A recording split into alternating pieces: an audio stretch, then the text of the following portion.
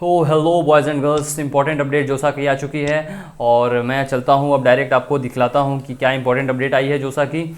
तो ये है instruction to candidate due to कोविड-19 pandemic this time document verification process is completely online. देखिए, जैसे 2019 या फिर उससे पहले जितने भी काउंसलिंग होती थी तो उसमें आपको रिपोर्ट करना पड़ता था। अगर आपका NIT प्लस सिस्टम में हुआ है तो आपका नियरेस्ट NIT में, और या फिर आपका IIT में हुआ है तो आपको नियरेस्ट IIT में रिपोर्ट करना पड़ता था। ओके, लेकिन इस बार कोविड-19 के सिनेरियो की वजह से आपको ऑनलाइन पूरी ये प्रक्रिया हो रही है। और candidates who are allotted a seat need not to be verification reporting centre physically. यहाँ पे आपको फिजिकली कुछ नहीं करना है और जो आपको रिपोर्ट करना है वो ऑनलाइन करना है। और ऑनलाइन रिपोर्टिंग कैसे होती है? तो ऑनलाइन रिपोर्टिंग में जो आपके डॉक्यूमेंट्स होते हैं, डॉक्यूमेंट्स को आप जाके स्कैन करवा लीजिए साइबर कैफ़े में या फिर प्रिंटर से, ऑल राइट। और उसको फिर जो प्रेफर्ड साइज़ है, यानी कि अभी इस बार आपको JPG या फिर PDF, इसका भी मैंने वीडियो आपको लिंक वीडियो दे दिया, वीडियो बनाया हुआ है चैनल पे, आप उसे जाके प्रेफर कर सकते हैं कि आपका कितना साइज़ है, कितना JPG में या फिर PDF में कैसे अपलोड करना है, कौन कौन से डॉक्यूमेंट्स है। ओके, तो ये after the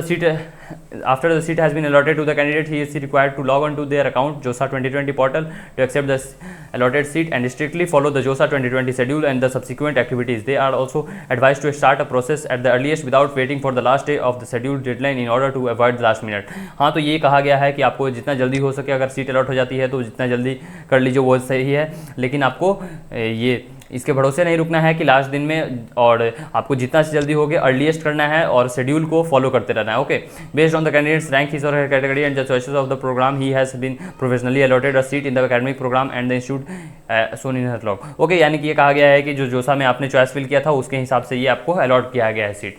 अब देखते हैं कि allotted seat who have to follow JoSAA 2020 business rules and summarise instruction listed below. JoSAA 2020 का बिजनेस रूल्स आपको पूरा पढ़ना था, अगर आपने नहीं पढ़ा कोई बात नहीं।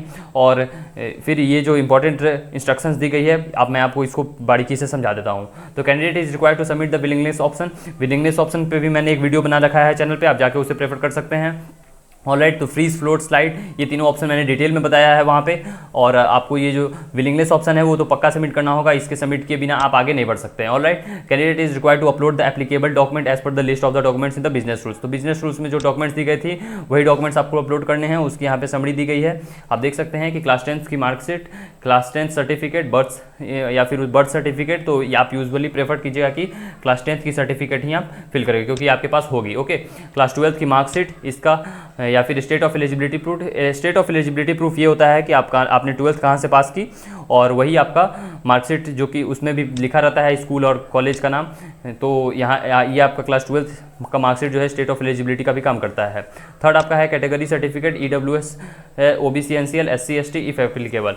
अगर आपको जनरल को छोड़ के किसी भी अगर आप रिजर्व कोटे से सीट मिली है तो आपको वो category certificate at any cost fill करना होगा, अपलोड करना होगा। नहीं करते हैं तो आपका सीट कैंसिल कर दिया जाएगा और जोसा से आपको बाहर फेंक दिया जाएगा। Okay, PWD certificate if applicable, अगर आप PWD से कोटा से ले रहे हैं तो आपको PWD। मेडिकल सर्टिफिकेट, जो आपको नियरेस्ट आपको गवर्नमेंट हॉस्पिटल है उसमें आपको बनवा लेना है मेडिकल सर्टिफिकेट। और OCI, जो कि ओवरसीज़ मतलब कि विदेश के जो स्टूडेंट है उनके लिए ये OCI कार्ड भी आपको अपलोड करना है। और पासपोर्ट, सिटीजनशिप सर्टिफिकेट, पासपोर्ट या फिर सिटीजनशिप सर्टिफिकेट में आप Aadhaar card, PAN card, voter ID card, ये सब भी सबमिट कर सकते हैं। Cross bank cheque, photocopy of passbook screenshot, online account. Okay, तो आपको एक कैंसल चेक या फिर पासबुक का फ्रंट पेज का स्कैन करके उसको भी अपलोड करना है। ये किसके लिए दिया जाता है? क्यों अगर आगे जाके ऑप्शन में अगर आपको विड्रॉ करने का मन करे तो फिर आपका फ़ी कहाँ रिफंड होगा? जो अभी 15,000 या फिर 35,000 जमा कर रहे हैं वो आपके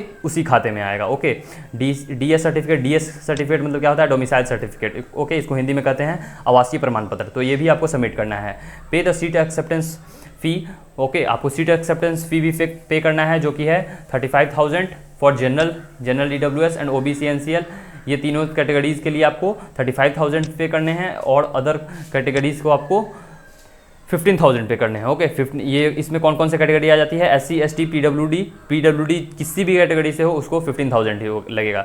ओके, तो जो अपलोडेड डॉक्यूमेंट्स है वो ऑनलाइन वेरीफाई किया जाएगा वहाँ पे जो बैठे हुए हैं ऑफिसर्स या फिर जो कॉलेज के डीन्स, ओके, उनके द्वारा। During online verification, verifying officer may raise query which lies in the visible of the candidates in the logging account. मतलब कि अगर उनके कुछ लगता है कि इसमें फॉर्जरी है या फिर कुछ गलत है तो वो फिर आपसे क्रॉस क्वेश्चन कर सकते हैं और उसका आपको जवाब देना होगा। अगर आप जवाब नहीं देते हैं तो हो सकता है कि आपका सीट्स को कैंसिल कर दिया जाए। Okay, Candidates are advised to respond to the queries as soon as possible as they may be further raised by verifying officer. Candidates are always also advised to visit their login account frequently till their entire queries are resolved. Okay, तो आपको ये frequently देखते रहना पड़ेगा कि क्या आपने उधर से कोई अगर क्वेश्चन आया है तो आपको एज सुन एज पॉसिबल आपको जवाब देने पड़ेगा। तो सपोज कीजिए कि अगर आप सब कुछ अपलोड कर दिए हैं तो आपको हर 1 घंटे पे अब अपना लॉगिन अकाउंट करके देखते रहना होगा कि कोई उधर से क्वेरी तो नहीं आई है, उधर से कुछ अगर क्वेश्चन पूछा गया हुआ है तो उसको एज सुन एज पॉसिबल आप ऑफिशियली जवाब दीजिएगा। ओके, अनऑफिशियली लैंग्वेज में नहीं दीजिएगा और थोड़ा अच्छे इंग्लिश में आपको जवाब देना है। The candidates is mandatory required to respond to the queries raised by the verifying officer within the stipulated time period mentioned in the schedule for the each round. तो आपको गिवन टाइम पीरियड से जल्दी submit करना होगा जो उधर से queries आ रही है। ऐसा नहीं कि आपको आज क्वेरी आया तो परसों जवाब देंगे, नहीं, ऐसा नहीं चलेगा। आपको सेम डे में और जितना जल्दी हो सके उतना जवाब देना है और इसका शेड्यूल आपको जो है जोसा के ऑफिशियल वेबसाइट पे मिल जाएगा बिजनेस रूल्स के अंदर। Okay, forged document at the time of admission if the document submitted by the candidates are found to be forged fake then the seats of allotted will be cancelled. एक बात और, अगर कोई जो admission के समय आपको ये सारे डॉक्यूमेंट्स जो आप अभी ऑनलाइन सबमिट कर रहे हैं वो सारे आपको ऑफलाइन भी सबमिट करने होंगे। अगर कुछ नकली डॉक्यूमेंट्स पाई गई तो फिर आपका सीट कैंसिल हो जाएगा, आपका साल बर्बाद हो जाएगा, आपका admission IIT, NIT, IIT, GFTI में नहीं होगा। जी हाँ, ओके। आफ्टर ऑनलाइन वेरिफिकेशन और डॉक्यूमेंट्स द सीट्स में भी कन्फर्म्ड और कैंसल्ड। डॉक्यूमेंट वेरिफिकेशन पहले वहाँ डीन्स के द्वारा किया जाएगा, अगर सही पाया गया तो फिर आपको सीट मिलेगी या फिर गलत पाया गया तो सीट नहीं मिलेगी। प्रोविजनल सीट कन्फर्म्ड और seat cancellation letter will be generated based on the updated credential of the candidates. जो प्रोविजनल सीट कन्फर्मेशन लेटर होता है वो आपको भेजा जाएगा आपके वेबसाइट, आपके लॉगिन अकाउंट पे, और वहाँ से आप उसे डाउनलोड कर सकते हैं जो कि फर्दर प्रोसेस के लिए भी यूज किया जा सकता है। The candidates can download the document verification cum certificate acceptance और seat cancellation letter from their account. यही बात मैंने अभी नाइन्थ में भी कहा गया था, उसे ही कवर किया गया है यहाँ पे। सीट अपग्रेडेशन देखिए, वहाँ पे आपके पास 3 ऑप्शन है, जैसे मैं आपको पिछले वीडियोस में बताया है कि स्लाइड, फ्लोट और फ्रीज का ऑप्शंस आपके अकाउंट में दिखाई देता है। तो ये सभी ऑप्शंस आपको सीट अपग्रेडेशन में, आपको स्लाइडिंग और फ्लोटिंग का ऑप्शन अगर आप करते हैं तो सीट अपग्रेड होता है अगर अगले राउंड में।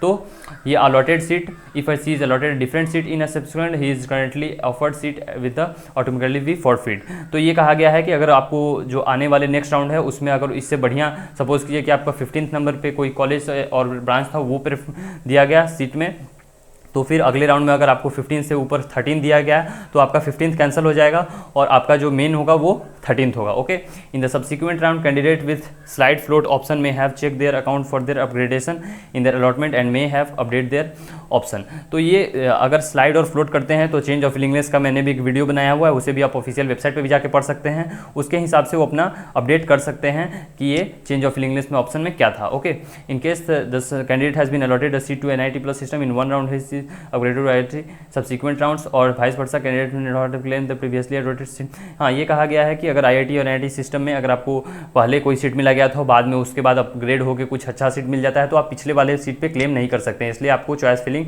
बहुत ही सोच समझ के करना था। ऑलराइट, तो ये कुछ बुलेट पॉइंट्स थे जो कि जोसा के द्वारा रिलीज की गई थी। और all the candidates who have been allotted a seat in the first time of the round will have to follow this above instruction. और या फिर आपको फर्स्ट राउंड में नहीं मिला तो कोई बात नहीं, अगर आपको आने वाले राउंड्स में मिलती है तो आपको यही प्रोसीजर जो मैंने अभी आपको ऊपर में बताया यही फॉलो करना है। Candidate may use to withdraw exit option if they wish as per details given in JoSAA 2020 business rules. और जोसा 2020 के बिजनेस रूल्स में ये कहा गया है कि राउंड 5 तक आप विड्रॉ ऑप्शन या फिर एग्जिट कर सकते हैं तो आपका पैसा बचेगा, वरना आपका 35,000 रुपया डूब जाएगा। ओके, तो ये फिर आपको ध्यान रखना है कि विड्रॉ और एग्जिट का ऑप्शन 5th राउंड तक ही करना है, 6th में ये वैलिड नहीं होगा। 6th में आपको जो सीट दिया गया उसी सीट के साथ खुश रहना होगा। ऑलराइट, तो ये कुछ इंपॉर्टेंट पॉइंट्स थी जो कि मैंने डिस्कस की। आई होप आपको वीडियोस बहुत ही हेल्पफुल लगे होंगे। यार प्लीज़ लाइक करना, सब्सक्राइब करना और शेयर करना, और यार प्लीज़ कमेंट करके जरूर बताना कि वीडियोज़ कैसे लग रही हैं आपको। That's all for today everyone, thank you.